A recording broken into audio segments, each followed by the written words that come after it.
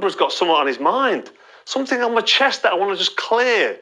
Me and Anthony Joshua had a conversation yesterday. Well, a little message back and forth. He was asked about the Cobra. Carl Froch, one-word answer. What did he say? He called me a prick. Prick. Me. Never been a prick, have I? Rach, back me up. So anyway, he calls me a prick. Rachel's happy about that. Yeah, I don't understand what it is, so I went straight back at him, like I'd go back at anybody that calls me that.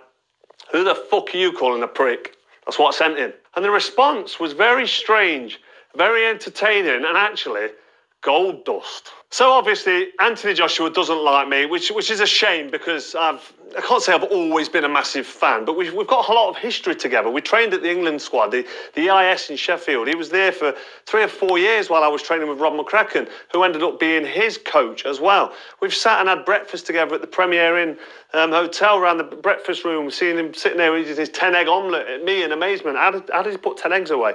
But I've got no problem with Anthony Joshua. I just try to be honest. That's what I do here on Froch and Fighting.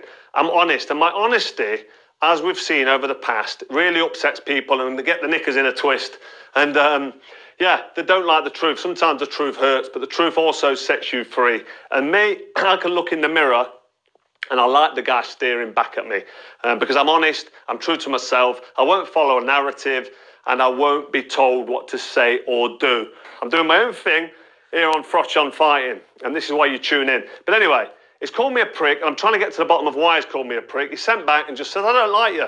I don't like you. I'm like, why? Why don't you like me? What's the problem? And I think in my own head, while I'm waiting for him to respond, I'm thinking, he obviously doesn't like the fact that I'm quite critical, but it's constructive criticism. Since losing to Ruiz and then losing twice to Usyk, he came back and he fought, who was it? Franklin and Helenius, Otto Wallin, then he beat Francis Ngannou. I mean, that was a great performance against Ngannou.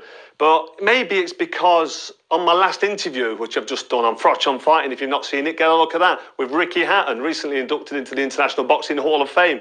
Well deserved as well, by the way. So me and Ricky are having a bit of a chat. And I've mentioned that AJ's probably going to be a close fight with Dubois. It could be closer than what people think. And I've said the reason is because AJ's not really beaten anybody of note. There's no big name on there. Nobody came to win. Nobody stuck it on him since losing to Usyk. So the fact that no one's really stuck it on him, like I expect Daniel Dubois to, I think that's upset him and got him angry. And it's killing him. But he's lost a bit of class. His response to me and the way he went about it was just all about, I mean, he started personal insults. He started on my physical appearances, mentioned my nose again. I mean, come on, have a look at that beauty. Surgeon did a great job. If you want to know, go in the comments below and I'll give you the surgeon. But listen, I'm in a great place. But for Anthony Joshua to then go where he went, and where he went it was all about the bunts, all about the money. So he thinks he's pulled the ace card out the sleeve by just saying to me, I've earned a lot more money than you, Froch. I'm more intelligent than you because I've earned a lot more money. Listen, you've done fantastic. You've made a lot of money. There's a lot of money in Saudi Arabia and you've been paid very well. Good. I'm happy for you. You've got some sponsors and they're paying well. Fair play to you. We're in that ring, getting punched in the head, and we need to earn as much money as we can. But what happened to stay humble? You're talking about, I've made more money than you, so I'm more intelligent than you. I've had a better career because I've made more money. Listen, if you get inducted into the Hall of Fame, then you can talk about how good your career's been because that's an acknowledgement. Hopefully one day you'll get there. But don't just talk about money. Don't just make it about money because there's no class. And what happened to the humble Anthony Joshua? The humble guy that said it's not about money. It's not about material things. It's about family and love and respect. That guy's now gone. So what I take from the whole conversation is that Anthony Joshua was really, really pissed off with me to call me a prick and to come back at me and say he doesn't like me and then tell me how much money he's got. It's water off a duck's back. To be honest, I don't care who I upset. There's no personal animosity. I don't want to get personal with the back and forth beefs because he's come to me, Anthony Joshua has come to me with the light little threats. There's small threats in there and the mannerisms in which and the demeanour in which he's putting it across to me. I could feel threatened, but I don't give a shit. I'm the Cobra. I'll front anybody face to face. Not because I'm a big hard man and a 4-time world champ, Hall of Famer, and I can fight a little bit, and I've got a granite chin. None of all that. Just because I want to be honest. I want people to come to me and say, let's go to Froch for the news. Let's see what the honesty is saying. Call me the truth. Call me what you want. But AJ getting wound up and getting really upset and coming back at me, telling me how much money he's got. I don't even want to really go down this path of exposing it. But I've got to, because you're calling me a PRICK. You've got no real reason for it other than the fact that I've been honest about your career. You need to get over it. And you need to concentrate on the rest of your career, try and finish on a high. And hopefully, and I mean this, hopefully one day I'll see you at the Hall of Fame. But at the minute, your attitude, your personality is totally classless. And I'm a little bit in shock. And by the way, there's a lot more. There's more messages, there's more voicemails. Like I said, I thought you'd either been smoking or drinking because it gets bad. But I'm going to hold it back and keep it. I've got receipts for all of this if it's needed. But I just want to get this over to my fans and ask them, what do you think his problem is? Let me know in the comments below what you think Anthony Joshua's problem is. Is it just he doesn't like the honesty? Because if that's what it is, then tough. Because that's all you're going to get from me is pure honesty. Listen, I don't want to go... And there is Carl the Cobra Froch, as he reveals that Anthony Joshua called him a straight-up prick. And you know, the strange thing about this is he doesn't know why. And the first thing I thought about when I heard Carl Froch, why did he respond like that if he was so much in shock, right? See, if you're in shock, that means you're surprised. So that means, hence, you want to find out why he called you a prick. Look how he responded. He responded like, who the F you calling a prick? That's not how you respond to somebody that you don't know why he called you a prick. Okay, that's for starters. Second, Anthony Joshua has gave Carl Froch exactly what he's asked for. If you guys can remember, Anthony Joshua sent Carl Froch a gang of letters and then deleted them. And he deleted them before Carl Froch could even read them.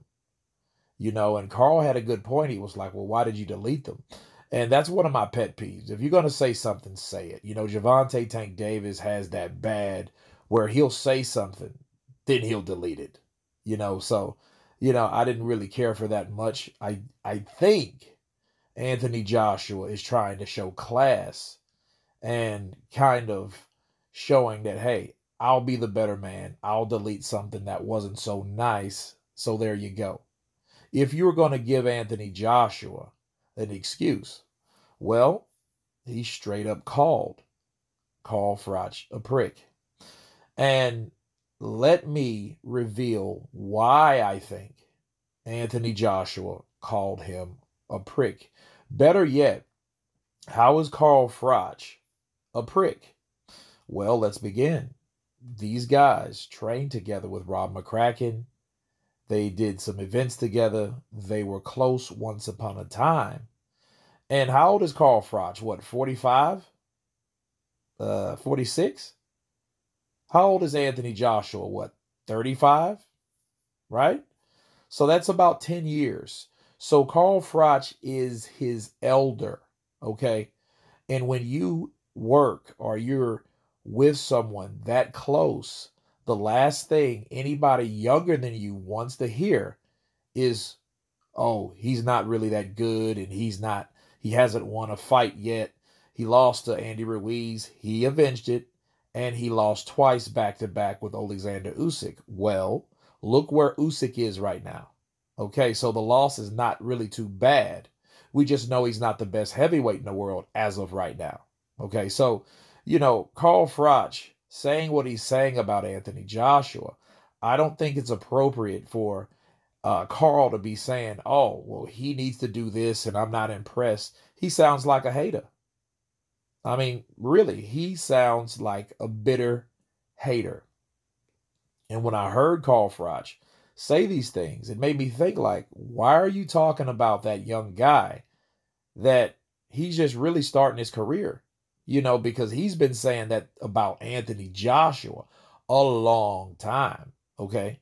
So Carl Froch is a guy, I think he wants to be recognized. I think he is a very good fighter.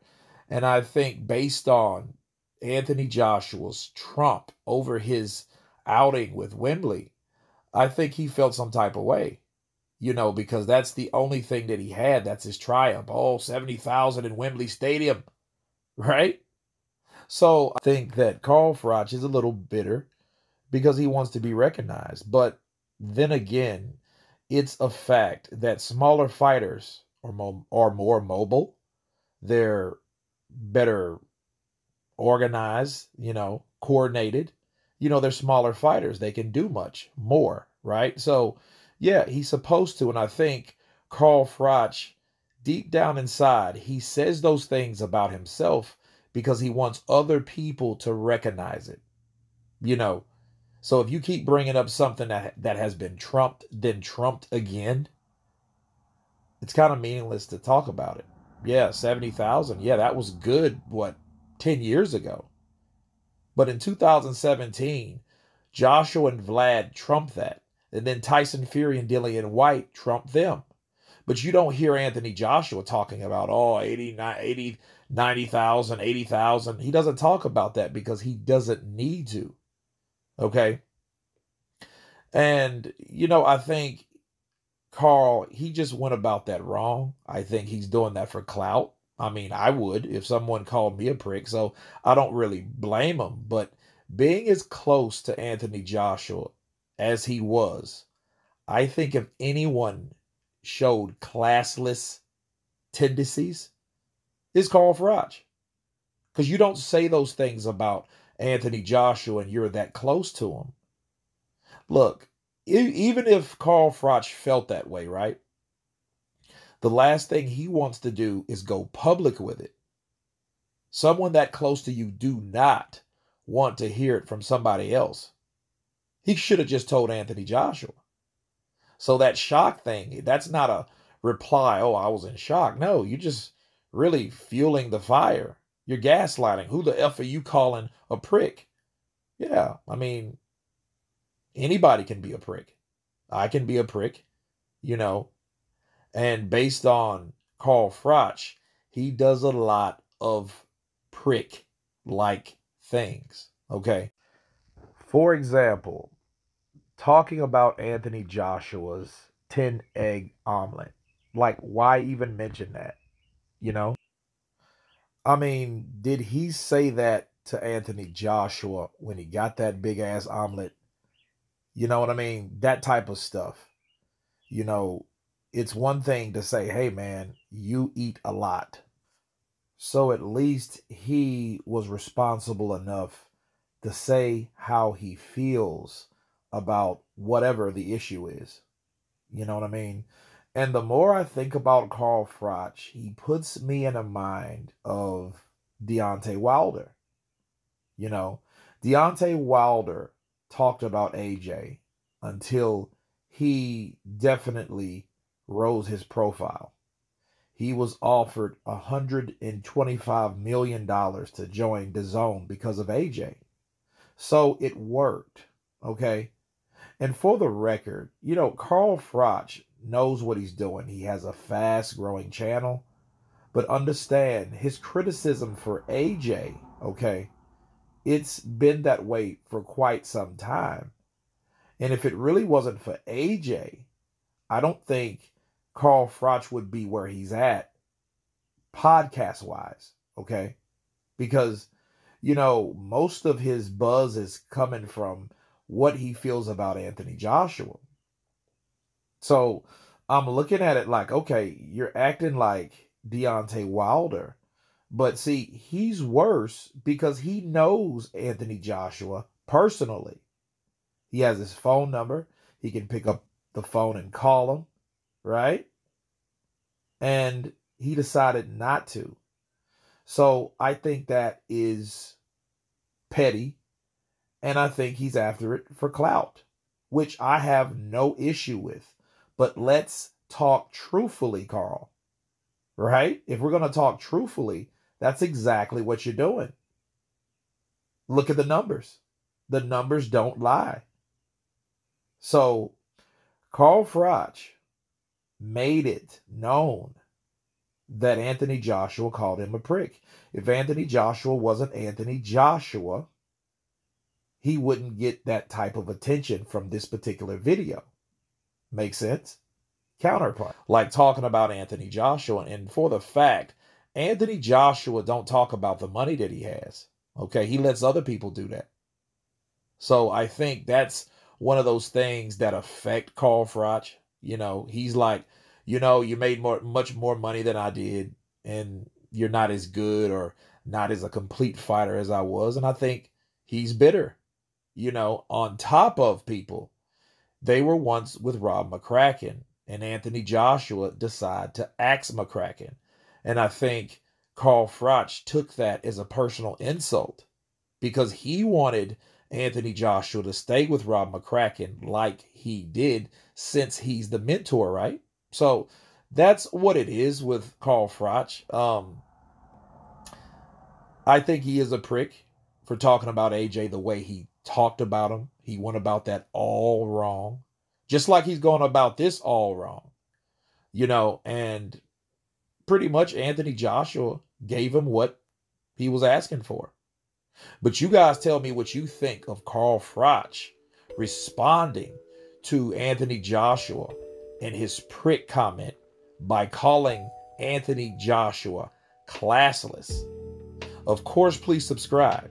And you guys been Counterpunch. Peace!